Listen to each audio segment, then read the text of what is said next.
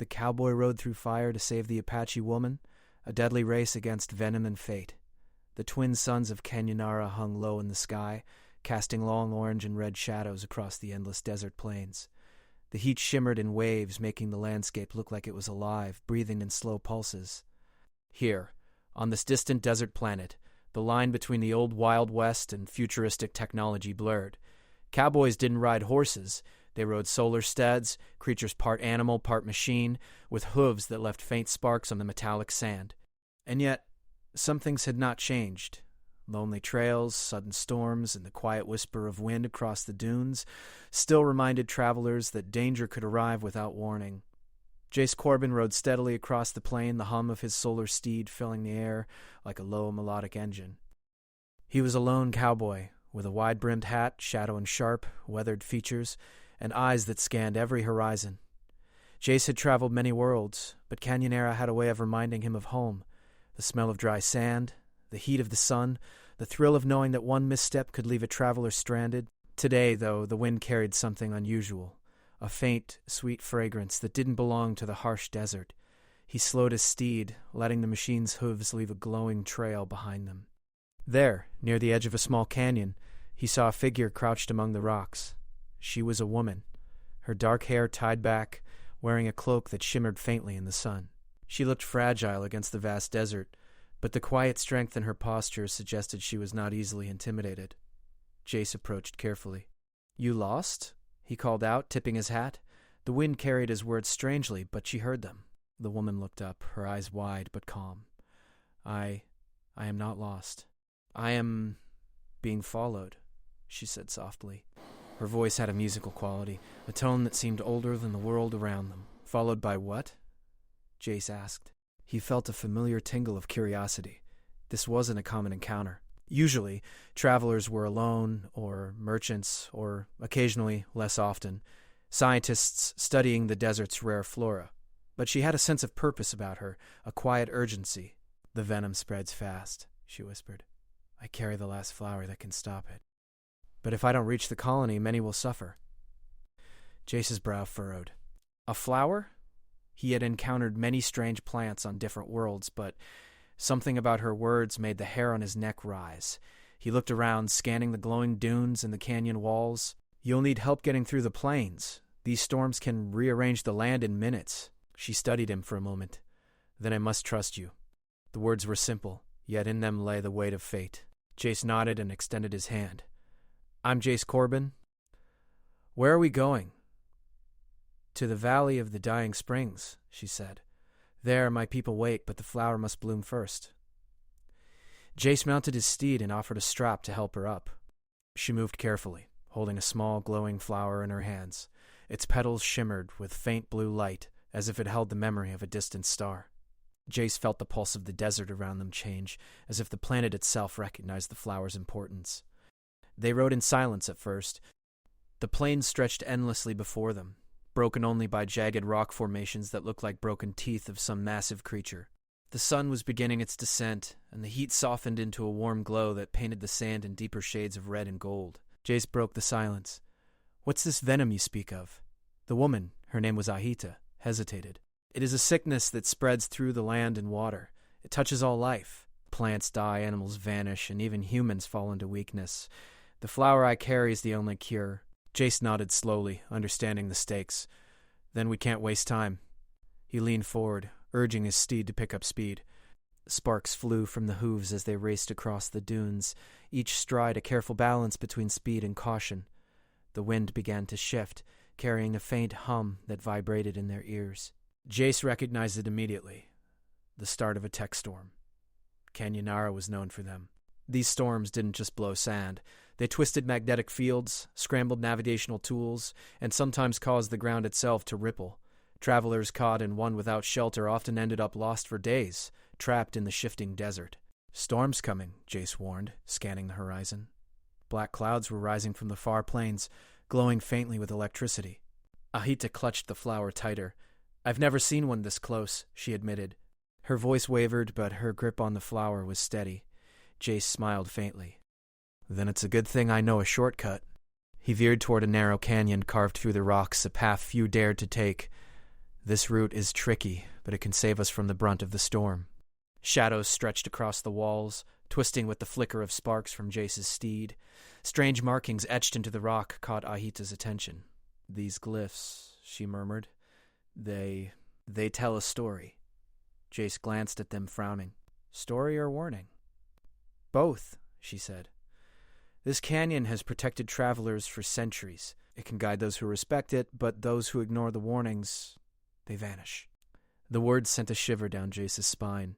Even in a desert planet full of unknowns, there was something ancient here, something alive in the rocks themselves. As they moved deeper, the storm's hum grew louder, vibrating through the canyon walls. Sparks from the steed's hooves danced across the metallic sand, illuminating the glyphs in fleeting flashes. Ahita reached out, letting her fingers brush the etched symbols. We are being guided, she whispered. The canyon shows the way. Jace didn't speak. He trusted her instincts, but kept his eyes on the shifting sands ahead. The canyon narrowed sharply, and the path twisted in unexpected angles. One wrong move, and they could be trapped or fall into a hidden crevice. Suddenly, a surge of energy rippled through the canyon, and the flower in Ahita's hands pulsed brightly. Light shot upward, reflecting off the canyon walls in a spectrum of blues and greens. The storm's hum shifted, as if recognizing the flower's presence. Jace felt the air itself thrum with tension. This was no ordinary desert storm. Hold on, he said, urging his steed to steady pace. Sparks flew in brilliant arcs as the magnetic energy from the storm interacted with the canyon's minerals. Ahita gripped the flower, feeling its warmth against her palms. The glow seemed to respond to her heartbeat, steadying and focusing the chaotic energy around them. The ride lasted for what felt like hours, though in reality the twin suns were just beginning to dip below the horizon. By the time they emerged from the canyon, the storm had passed, leaving behind a calm, eerily quiet plain.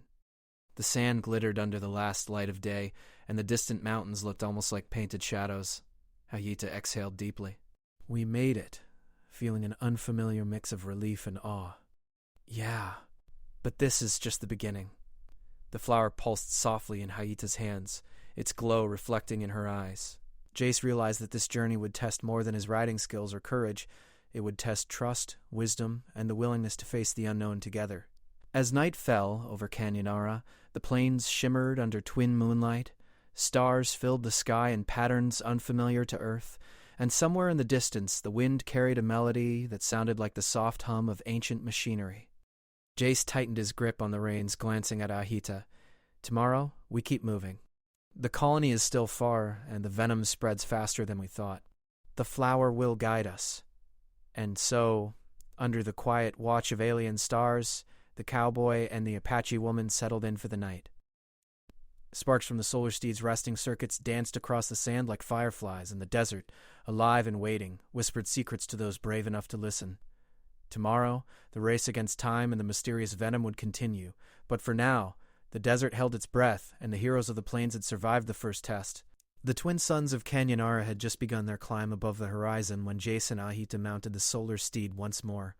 The desert stretched endlessly, a vast sea of red and gold dunes, each ripple glowing faintly in the early light.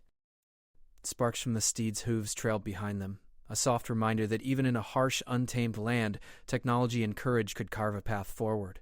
Jace glanced at Ahita, noting the determined set of her jaw. She carried the glowing flower carefully, cradling it as if it were the most precious thing in the universe, which, in truth, it was. The desert was not the only danger on Canyonara. The flower's survival was critical. The venom it could cure spread invisibly, carried through water, sand, and even the faintest wind currents. If they failed, entire colonies could fall ill. We need to reach the valley before the sun hits its peak, Jace said. The sand heats faster than usual today. It can affect the steed's circuits and even the flower itself. Ahita nodded. Then we must move quickly but carefully. The desert listens to those who respect it. We cannot rush blindly. They rode in silence, letting the rhythm of the steed guide them. Every so often Ahita would scan the horizon, her sharp eyes catching details Jace might have missed. A faint shimmer in the sand, a curve of rocks forming a natural barrier, or a small desert spring hiding in plain sight. The landscape began to change as they advanced. The dunes grew taller and more jagged, and strange bioluminescent plants dotted the sand, glowing faintly in shades of green and blue. Jace slowed the steed, curious. I've never seen these before, he said. "They are rare," Ahita replied. "They flourish where the venom has not yet reached. The desert protects them, just as it protects the flowers like mine. They are signs of hope." Her words filled the air with a quiet weight. Hope. Jace realized that the desert was not just a place of danger. It was a living, breathing entity that rewarded those who understood its rhythm and punished those who ignored it. As the sun rose higher, the wind began to shift. A faint, swirling cloud appeared in the distance, and Jace's instincts tingled. "Venom sandstorm," he muttered. Haita's eyes widened. "They are faster than I thought. And stronger. We must find shelter." Jace scanned the horizon, looking for any sign of a canyon or ridge that could block the storm. Ahead, a narrow passage twisted between two rocky cliffs. "There," he said, spurring the steed forward. "It's not far, but we'll need to be careful." The sand in a venom storm moves unpredictably. The closer they rode, the faster the swirling sands approached. The storm glowed faintly, a sickly green hue that made the air shimmer unnaturally. It carried a strange energy, causing sparks to dance from the steed's hooves, and Jace could feel the magnetic field shift under him. Even the flower pulsed more brightly, as if reacting to the danger. They entered the narrow passage just as the storm hit. The wind howled around them, tossing the glowing sand into arcs that sparkled like tiny stars. The steed struggled, its circuits flickering under the intense magnetic interference. Jace leaned forward, holding tightly to the reins, and felt every vibration of the ground beneath him. Ahita whispered softly, almost to herself, "Follow the glyphs. They will show the way." The canyon walls were etched with ancient symbols, similar to those they had seen before.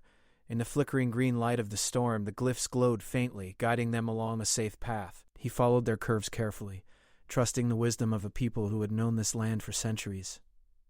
Hours seemed to pass as they navigated the storm. Every step was a delicate balance. The sand surged and receded like waves in a glowing sea, and the wind carried whispers that sounded almost like voices. At one point, the steed stumbled on a patch of magnetic sand, sending sparks flying, but Jace's quick reflexes steadied it. Finally, they emerged from the passage into a wide plain. The storm still raged behind them, but here the sand moved slower, less violently. The plain was dotted with shimmering pools of water, fed by hidden springs beneath the sand. Ahita dismounted carefully, holding the flower above the ground. Its glow brightened as if it sensed the nearby water. "We are close," she said. "The valley is not far. The flower will bloom fully once it is planted near the spring." Jace followed, scanning the horizon for any obstacles. "But these pools, are they safe?" he asked. "They are guarded," Ahita said with a small smile.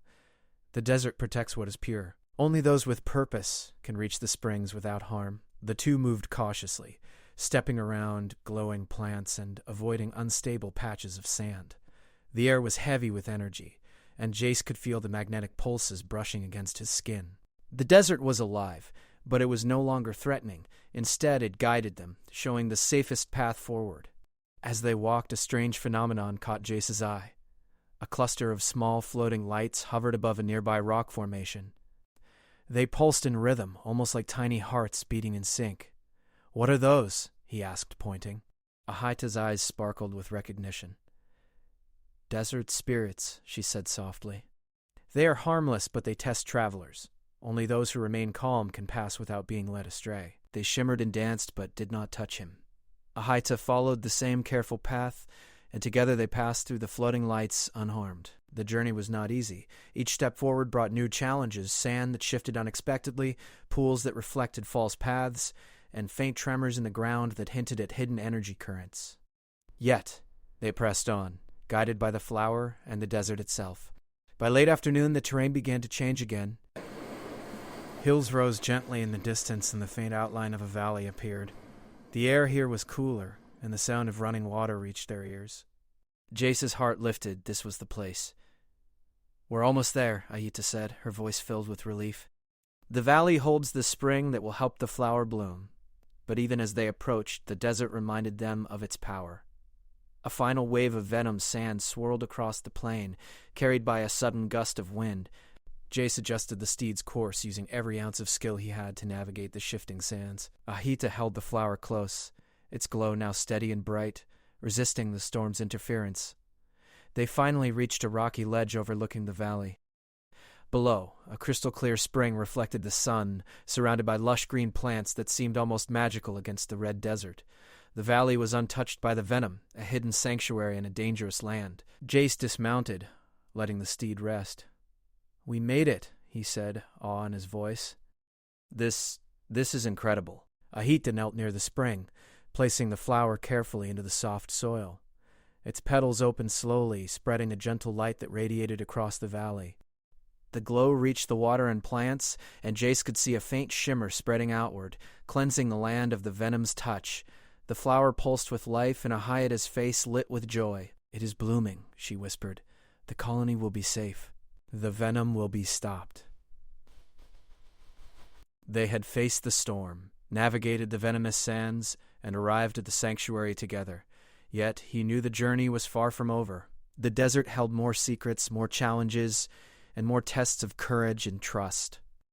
As the sun dipped toward the horizon, painting the valley in gold and green, Jace and Ahita sat by the spring, letting the calm settle over them.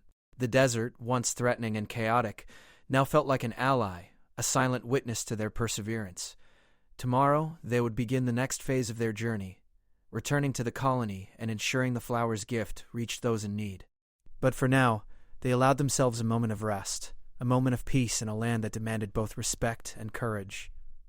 The desert whispered around them, gentle and alive, and the flower's glow promised hope in a world that often seemed too vast and too dangerous. And as night fell over Canyonara, the stars reflected in the spring's water, twinkling like distant lanterns, guiding travelers on the red plains. Jace and Ahita had survived the venomous sands, but their journey and the adventure of trust, courage, and discovery was only just beginning. The morning sun rose over Canyonara, casting long shadows across the valley where the spring glimmered like liquid crystal. The flower that Ahita had planted pulsed gently in the early light, its soft blue glow reflecting in the clear water. Jace Corbin tightened his grip on the reins of his solar steed, feeling the familiar thrill of the open plains ahead. "We should move soon," Ahita said, brushing sand from her cloak. "The flower blooms fully only if it reaches the colony in time. The venom spreads faster than we imagined. Then let's not waste a moment." They set off across the valley, their path winding through hills and narrow passes that led back to the open desert. At first the journey seemed peaceful, almost serene. Birds with metallic feathers glided through the sky, their reflections sparkling on the spring water below. Plants that had recovered from the venom glowed faintly, their bioluminescence adding color to the soft morning light. But Canyonara had a way of reminding travelers that calm was only temporary. In the distance, Jace noticed a faint haze rising from the sand. At first it looked like normal heat shimmer, but as they drew closer, the air rippled and the haze glowed a deep orange. "Volcanic vents," Jace muttered. He nudged his steed forward, keeping a careful eye on the shifting terrain. "We'll have to pass through. There's no avoiding it." Ahita held the flower close. "I can sense the energy from the vents. The desert is alive here. It will test us." The closer they rode, the hotter the air became. The vents hissed steam and heat, sending faint glowing embers into the air. Sparks from the steed's hooves mixed with the natural light, creating a trail that flickered like fire across the desert floor. Jace felt the vibration of the ground beneath him, subtle at first, then stronger as the vents pulsed in rhythm with the land itself. "This will be tricky," Jace said, scanning the landscape. Narrow paths twisted between molten ridges, and shifting sand threatened to block their way. "We need to time it right, or the vents could trap us." Ahita nodded, adjusting the flower's position in her hands. "The desert will guide us if we listen. Watch the glow of the sand. It will show safe paths." They rode carefully, following faint trails of bioluminescent sand that shimmered in gentle blues and greens. Each step was deliberate, and the solar steed adjusted its hooves automatically, balancing on shifting terrain as Jace guided it. Sparks danced around them like fireflies, reflecting in Ahita's wide, determined eyes. The vents pulsed more intensely as they moved forward. Steam hissed and eddies of warm air twisted around them, carrying scents of minerals and ozone. Jace's muscles tensed, riding through a corridor of heat and glowing embers. The steed's circuits hummed in high-pitched vibrations, responding to the magnetic energy of the vents. "Careful," Jace warned as a wave of heat surged from a vent to their right. He leaned forward, urging the steed to adjust its path mid-stride. "Ah!" Ahita held the flower steadily, its soft light resisting the flickering shadows cast by the fiery vents. For hours they maneuvered through the fiery landscape. The vents tested them with every step, forcing Jace to calculate precise movements, balance speed and caution, and anticipate the shifting sands. Ahita guided him at key moments, reading the desert's subtle cues. A pulse of light, a change in wind, a whisper of sound, to find the safest paths. Finally, they reached the heart of the vent field, a wide canyon where molten flows glimmered in orange and red, casting long, flickering shadows across the sand. Jace knew this was the final challenge. To reach the next valley and continue toward the colony, they would have to navigate a narrow bridge of rock over a shallow lava flow. One misstep could send them sliding into the molten glow. "Steady," Jace murmured, his voice calm but firm. The solar steed paused at the edge, sensors scanning the heat and magnetic fields. "We go slowly. Trust me." Ahita nodded, holding the flower tight. "I trust you." And the desert. Step by step they crossed the rocky bridge. The flower pulsed brightly, its glow reflecting in Jace's eyes. Sparks flew from the steed's hooves as they carefully adjusted to each ridge and crack in the rock. The heat licked at them, but neither panicked. Every step was a silent victory, a test of patience and precision rather than speed. Halfway across, a minor tremor shook the bridge. Rocks shifted and small rivulets of molten energy ran along the edges. Jace's steed adjusted instantly, leaning slightly, balancing its weight and energy. Ahita held her breath but did not falter. Together, they moved forward, guided by instinct and trust, until finally, the bridge ended. They emerged on the far side, where the ground was cooler, and the desert opened into another valley. Here, streams of clear water ran through patches of green, a rare sanctuary in the otherwise fiery terrain. Jace exhaled, relief washing over him. "We made it," he said, dismounting to let the steed rest. The animal's glowing hooves dimmed as it powered down slightly, exhausted but unharmed. Ahita knelt near the water, letting the flower's roots sink into the moist soil. Its glow intensified, spreading warmth across the valley. Jace watched in awe as the flower pulsed, releasing tiny spores that shimmered in the sunlight. These were harmless, yet they carried the magic of healing energy designed to neutralize the venom in the desert's water and soil. "The flower is thriving," Ahita said softly, her face lit with joy. "The venom will be weakened here, and my people will have time to recover." Jace smiled. "I've seen a lot in my travels, but this is something else." He paused, looking around the valley. "It's alive in a way. The desert itself seems to help those who respect it." "Yes," Ahita agreed. "And those who hurry blindly will fail. The desert tests patience, courage, and respect." The two sat together by the spring, letting the valley's calm energy surround them. Sparks from the steed's hooves had faded, replaced by the soft glow of the flower and the shimmer of the sun on the water. Birds with metallic feathers circled overhead, their reflections dancing across the surface. Jace realized that this journey was not just about reaching the colony or saving people from the venom. It was about understanding a world that lived by its own rules, where courage was measured not in strength or speed, but in respect for the land and its rhythms. As the afternoon sun climbed higher, they began preparing to leave the valley. The flower had bloomed enough to begin healing the land, but the colony was still far. They would need to cross more plains, navigate hidden valleys, and follow the subtle signs the desert provided. "Are you ready?" Jace asked, offering his hand to help Ahita mount the steed again. "I am ready," she said, smiling. The flower glowed softly in her lap, a beacon of hope against the harsh desert. Together they rode into the distance, the valley fading behind them. Sparks flew from the steed's hooves, reflecting in the shifting sands, and the desert whispered around them. It was alive, watching, guiding, and challenging. For Jace and Ahita, the path ahead was uncertain. But they had learned to trust each other, the desert and the flower's quiet power. They knew that the desert could be dangerous, but it also held wonders beyond imagination, wonders that rewarded patience, courage, and respect. And as the twin suns began their descent once more, painting the plains in gold and orange, Jace felt a quiet determination. The colony awaited them. The flower's magic was growing stronger, and the desert still had secrets to reveal. The journey through the inferno had tested their skill, focus, and trust. The next challenge would be just as great, but they were ready. Side by side, Cowboy and Apache woman rode across the red sands, sparks flying, hearts steady, and hope glowing brighter than the desert fires around them. The desert had shown them its fury, its beauty, and its wisdom. And they would carry all three as they continued their race against the spreading venom. The desert air was cooler as Jace and Ahita rode onward. Canyonera's twin suns hovered low, casting a warm golden light that made the sands shimmer like molten metal.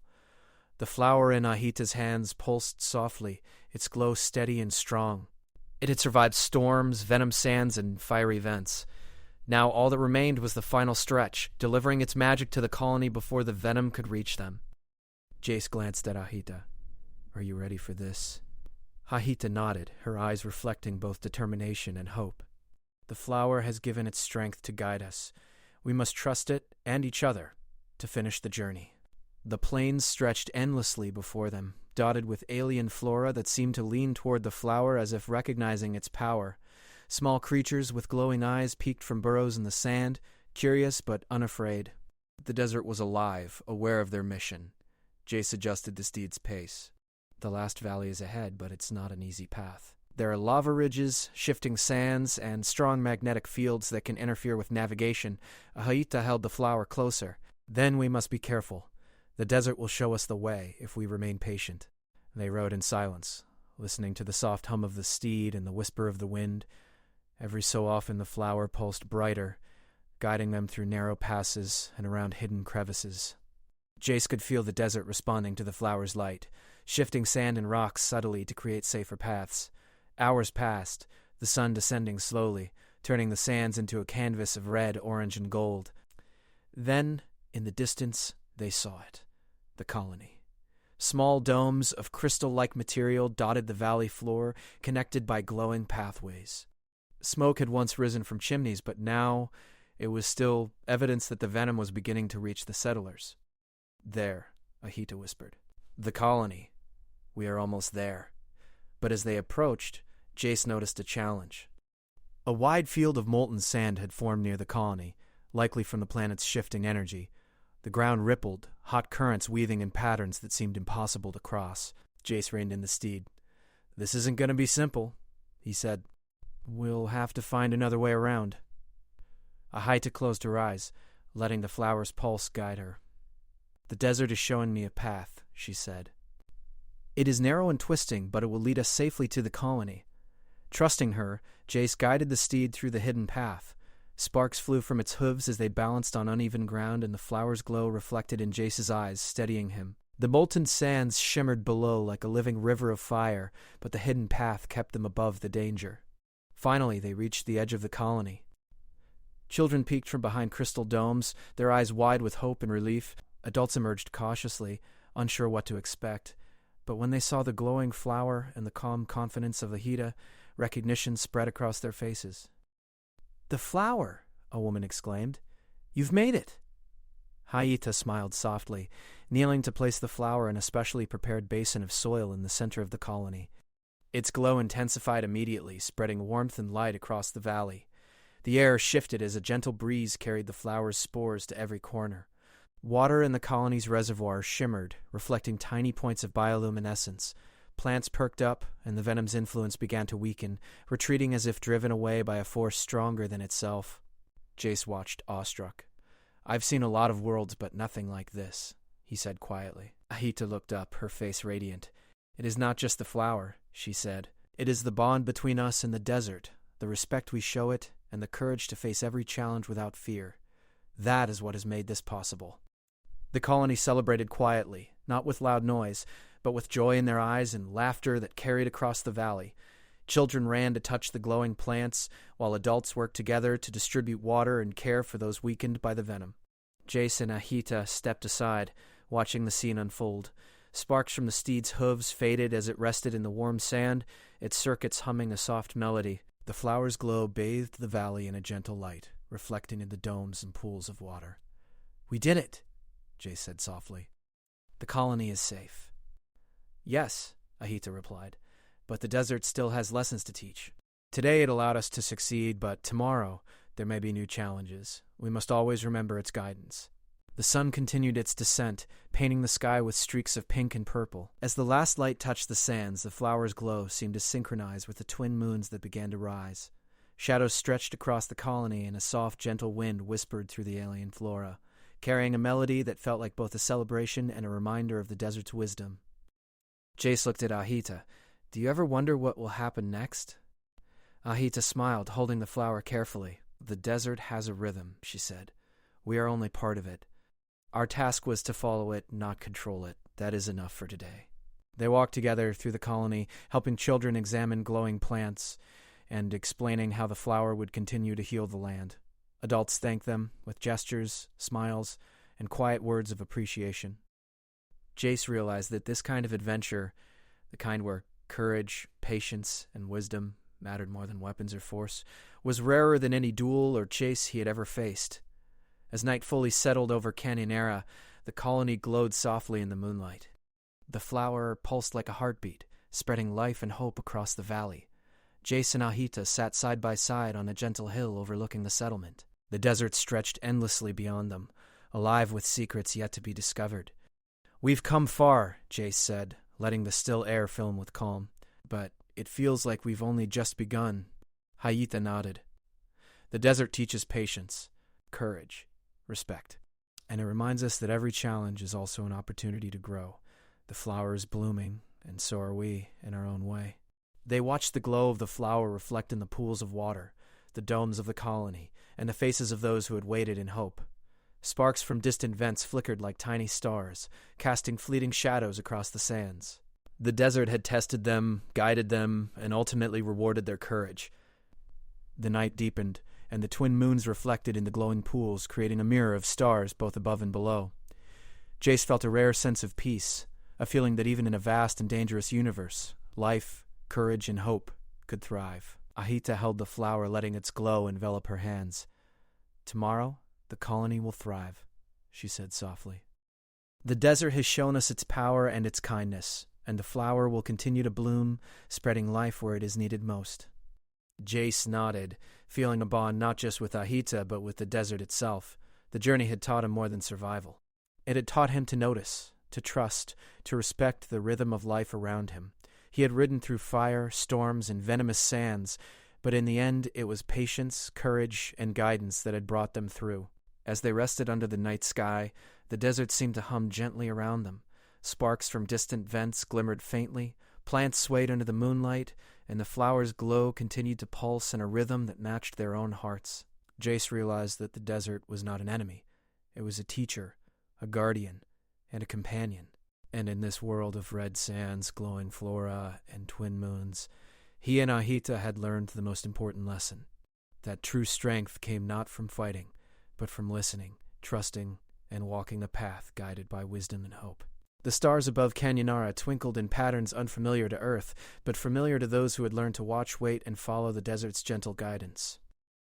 And as the flower glowed brighter under the twin moons, Jace knew that the race against the Venom had ended, not with victory in battle, but with life, patience, and the quiet triumph of courage guided by understanding. And so, under the alien sky, Cowboy and Apache woman sat side by side, watching the desert breathe, the colony thrive, and the flower bloom in the firelight. A reminder that even in the harshest places, life could endure, hope could grow, and journeys could be completed with wisdom, trust, and heart.